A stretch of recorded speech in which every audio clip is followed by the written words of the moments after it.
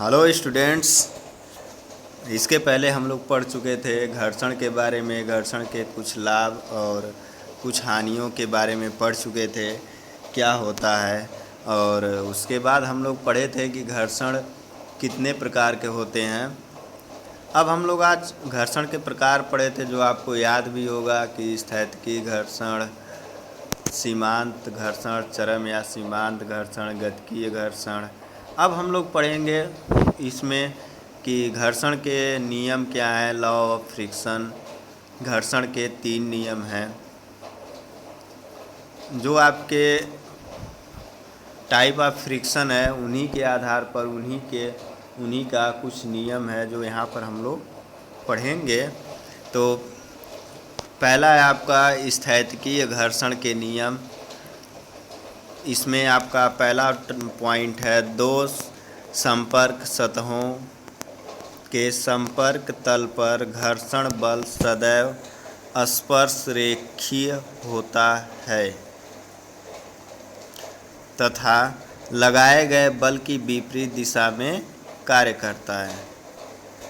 दूसरा है आपका घर्षण बल एक स्वसंयोजक बल है और स्थैतिक संतुलन की स्थिति में बल लगाए गए बल के ठीक बराबर होता है, ताकि पिंड को गति में आने से केवल रोका जा सके। दूसरा है आपका सीमांत घर्षण के नियम, लॉ ऑफ लिमिटिंग फ्रिक्शन। सीमांत घर्षण बल तथा अविलंब प्रतिक्रिया में एक स्थिर अनुपात होता है। हम लोग पढ़े थे क्या, F = μr। क्या पढ़े थे हम लोग, F = μr। तो वहाँ से म्यू = क्या हो जाएगा, F/r। तो इसमें अब जो घर्षण बल है और F और अविलंब प्रतिक्रिया R है, दोनों क्या है आपका स्थिर अनुपात का मतलब दोनों का मान कांस्टेंट है। दूसरा है आपका सीमांत घर्षण का दूसरा पॉइंट है, तापमान के सामान्य परिवर्तनों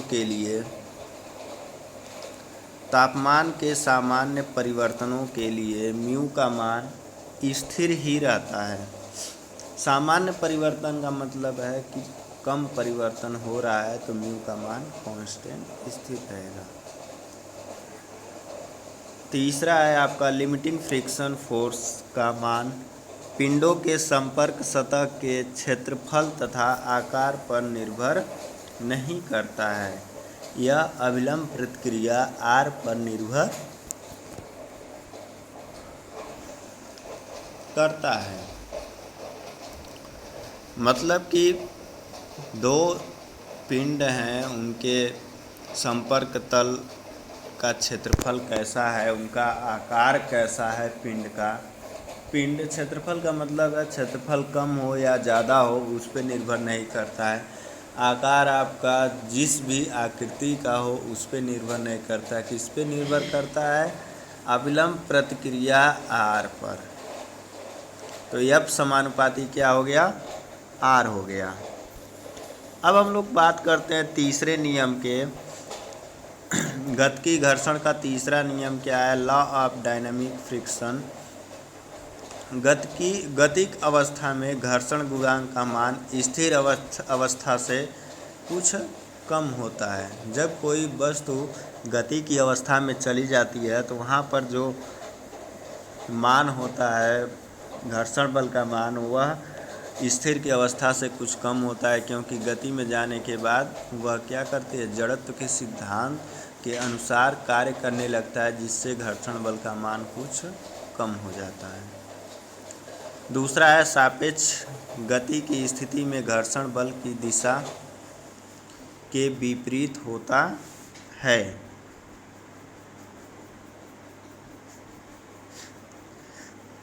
सापेक्ष गति की स्थिति में घर्षण बल गति की दिशा के विपरीत होता है। गति की दिशा का मतलब यदि किसी तल पे कोई वस्तु को रखा गया है, बल लगा के उसको हम लोग खींच रहे हैं आगे के तरफ, तो वहाँ पर घर्षण बल क्या करेगा, जो गति होगी हमारी वस्तु की आगे की तरफ होगी, तो घर्षण बल उसके गति के विपरीत दिशा में पीछे की तरफ कार्य करेगा। तीसरा है आपका गतिकी घर्षण बल का मान पिंडों के सापेक्ष गति के मानों पर निर्भर नहीं करता बल्कि यह स्थिर रहता है।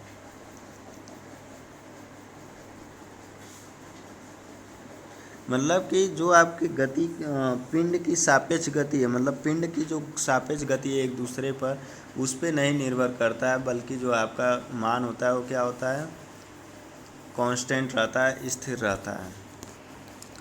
अब हम लोग बात करते हैं कि कुछ परिभाषाओं की, जिसमें कुछ परिभाषाएं क्या हैं। पहला है सीमांत संतुलन क्या होता है। लिमिटिंग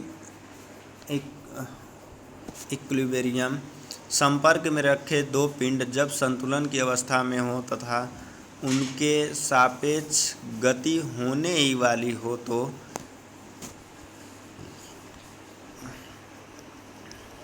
पिंड का यह संतुलन सीमांत संतुलन कहलाता है। संतुलन की अवस्था में हो मतलब कि हम किसी पिंड पर बल लगा रहे हैं, वह स्थिर अवस्था में है, तो एक कंडीशन ऐसा आता है कि उस पर हम लोग बल का मान लगाते लगाते मैक्सिमम कंडीशन में चले जाते हैं कि उससे ज़्यादा थोड़ा सा भी बल अगर हम लोग उस पिंड पर लगा दें तो वो क्या होगा, गति कर जाएगा। तो उसी मैक्सिमम कंडीशन की स्थिति में जब पिंड आपका रहता है तो वही होता है हम लोगों का क्या, सीमांत संतुलन की स्थिति। दूसरा है आपका अविलंब प्रतिक्रिया। पिंड की संपर्क सतह पर लंब रूप दिशा में कार्य करने वाले प्रतिक्रिया बल को अविलंब प्रतिक्रिया कहते हैं। इसे कैपिटल आर से प्रदर्शित करते हैं। परिणामी प्रतिक्रिया क्या है, चरम घर्षण बल और अविलंब प्रतिक्रिया आर के परिणामी बल यस को परिणामी प्रतिक्रिया कहते हैं। अगला है आपका घर्षण गुणांक, कोफिशिएंट ऑफ फ्रिक्शन। घर्षण बल तथा अविलंब प्रतिक्रिया आर का अनुपात को घर्षण गुणांक कहते हैं। इसे म्यू से प्रदर्शित करते हैं। आप जानते हैं कि घर्षण बल एफ इक्वल टू क्या होता है, F equal to mu R. इसमें जो आपका यही म्यू होता है इसी को हम लोग कहते हैं घर्षण गुणांक, कोफिशिएंट ऑफ फ्रिक्शन। तो यहाँ से mu equal to F by R हो गया।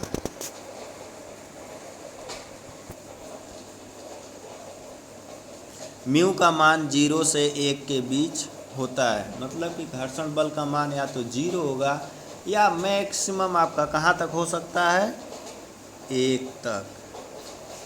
इससे ज़्यादा 1 से ज़्यादा नहीं होगा और 0 से कम नहीं होगा। सभी सतहों के लिए, सभी बॉडी के लिए घर्षण बल का मान इतने के ही बीच में होता है।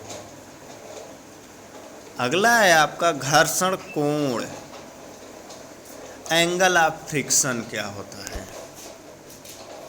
यह नॉर्मल कोण नहीं है, एक घर्षण कोण है। सीमांत संतुलन की अवस्था में दो संपर्क सतहों के बीच घर्षण के बीच कार्य करने वाला चरम घर्षण बल म्यू आर तथा अविलंब प्रतिक्रिया आर के परिणामी यस द्वारा अविलंब प्रतिक्रिया आर की दिशा में बनाए जाने वाले कोण को घर्षण कोण कहते हैं।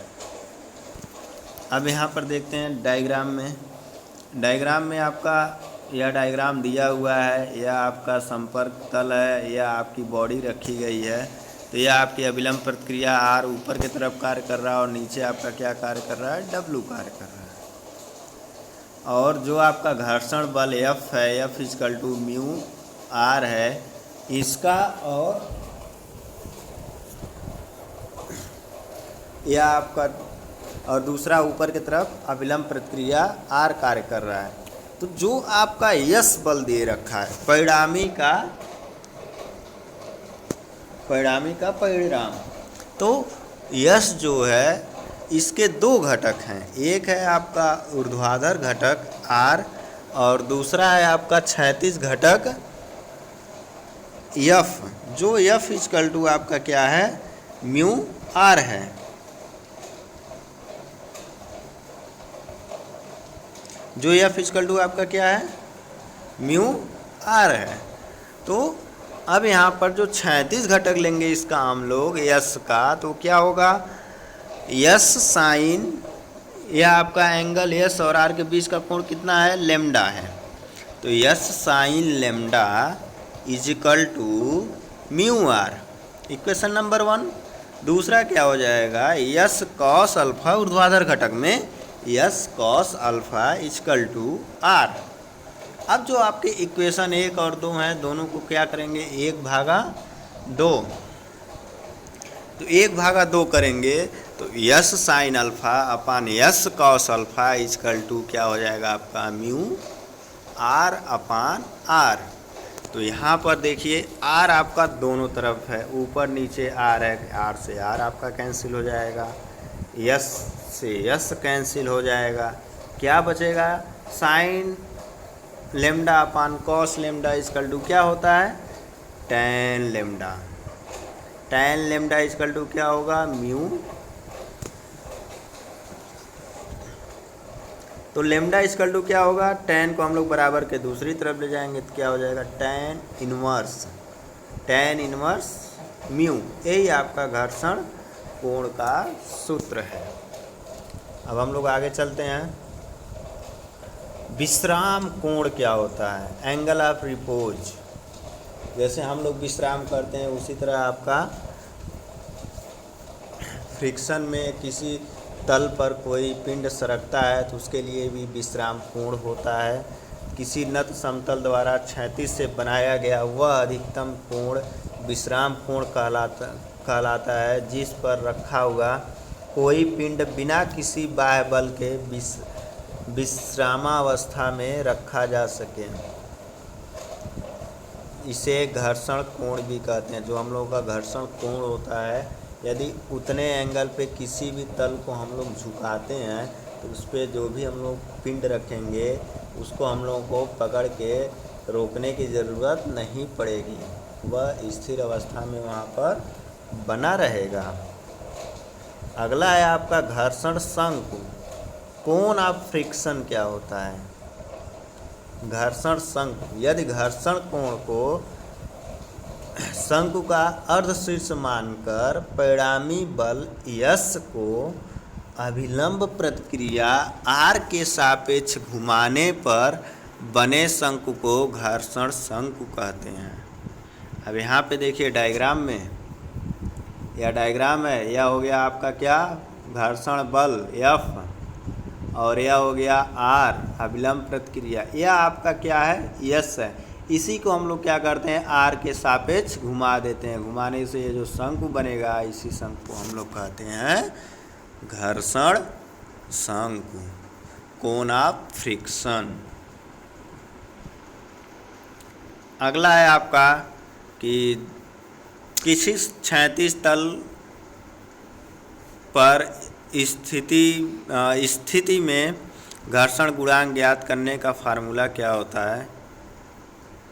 अब स्थिति में घर्षण गुणांक निकालना है तो उसके लिए आपका एक प्लेन है जिस पे एक बॉडी रखी गई है जिसका भार W नीचे की तरफ कार्य कर रहा है, R ऊपर की तरफ कार्य कर रहा है। बल लगा के हम लोग खींच रहे हैं आगे की तरफ, तो घर्षण बल म्यू आर कहाँ कार्य कर रहा है, पीछे की तरफ कार्य कर रहा है। तो F बराबर म्यू आर आप जानते हैं क्या होता है, ये म्यू इक्वल टू क्या हो जाएगा, F बाई आर हो जाएगा। यदि जो हम लोगों का घर्षण बल कार्य कर रहा है वह हम लोगों का लगाए गए बल के बराबर हो और जो अभिलंब प्रतिक्रिया है वह सेल्फ वेट के बराबर हो, तो हम लोगों का फार्मूला क्या हो जाएगा, mu equal to P by W. ठीक, अब हम लोग दूसरा, किसी नत समतल की स्थिति में घर्षण गुणांक ज्ञात करने का सूत्र, जब किसी पिंड की ओर बल लगा, पिंड ऊपर की ओर बल P द्वारा चढ़ने की प्रवृत्ति में है, कि मतलब जो आपकी यह बॉडी है यह आपका क्या कर रहा है, ऊपर की तरफ चढ़ रहा है, कि गति कहाँ कर रहा है, ऊपर की तरफ, बल लगा के हम लोग उसको ऊपर की तरफ खींच रहे हैं। तो उस कंडीशन में जो आपके सेल्फ वेट है इनको दो घटक में तोड़ देंगे। एक हो जाएगा आपका ऊर्ध्वाधर घटक W cos थीटा, 36 घटक हो जाएगा W sin थीटा। तो आपका R equal to W cos theta हो गया, और क्या हो गया, P equal to W sin theta plus mu R हो गया। तो R का मान हम लोग पहले इक्वेशन से रख देंगे। P इजकल टू क्या हो जाएगा, W sin theta plus mu W cos theta. तो यहाँ से हम लोग म्यू का मान निकाल लेंगे। म्यू का मान क्या हो जाएगा, P minus W sine theta upon W cos theta. अब हम लोग का अगला टॉपिक है, किसी रुट 36 तल पर रखी वस्तु को चलाने मात्र के लिए आवश्यक न्यूनतम बल। चलाने मात्र का मतलब है कि उसको हम लोग सिर्फ क्या कर रहे हैं, गति की अवस्था में लाकर छोड़ दे रहे हैं, खींच नहीं रहे हैं, बस वह गति कर जाए वस्तु। तो उसके लिए न्यूनतम बल हम लोग को कितना चाहिए, वह चाहिए P equal to W sine lambda upon cos theta minus lambda. यह आपको प्रूफ आपके एग्ज़ाम में नहीं आता है, इस पे आपको न्यूमेरिकल मिलता है, न्यूमेरिकल सॉल्व करना होता है। और इस चैप्टर से आपके न्यूमेरिकल और थ्योरी दोनों ही इम्पोर्टेंट हैं। तो P के न्यूनतम मान के लिए यदि यह थीटा इजकल टू लेमडा हो जाता है तो क्या होता है, P equal to W sine lambda. अब यह आपको प्रूफ नहीं करना है, आपके प्रूफ आपके एग्ज़ाम में नहीं पूछता है। तो यह आपका ये चित्र दिखाया गया, ये आपका म्यू R घर्षण बल है, यह आपका R ऊर्ध्वाधर ऊपर की तरफ कार्य कर रहा है, अविलंब प्रतिक्रिया बल, सेल्फ वेट W नीचे की तरफ कार्य कर रहा है, और यह P किसी एंगल थीटा पर कार्य कर रहा है। P बल लगाकर हम लोग जो 36 से थीटा कोण पर झुका हुआ है लगाते हैं। लगाने के बाद हम लोग क्या कर रहे हैं, वस्तु को खींच रहे हैं। तो उस कंडीशन में न्यूनतम बल हम लोगों का क्या होगा, P equal to W sine lambda. और किसके लिए, जब आपका थीटा इजकल टू किसके बराबर हो, लेमडा के। आज के लिए इतना ही। अब यह आपके जो फ्रिक्शन का चैप्टर है, यह आपके फ्रिक्शन का चैप्टर कंप्लीट हो गया है। अब इसके बाद हम लोग इसके कुछ न्यूमेरिकल पढ़ेंगे, और न्यूमेरिकल के बाद हम लोग क्या पढ़ेंगे, centre of gravity. Thank you.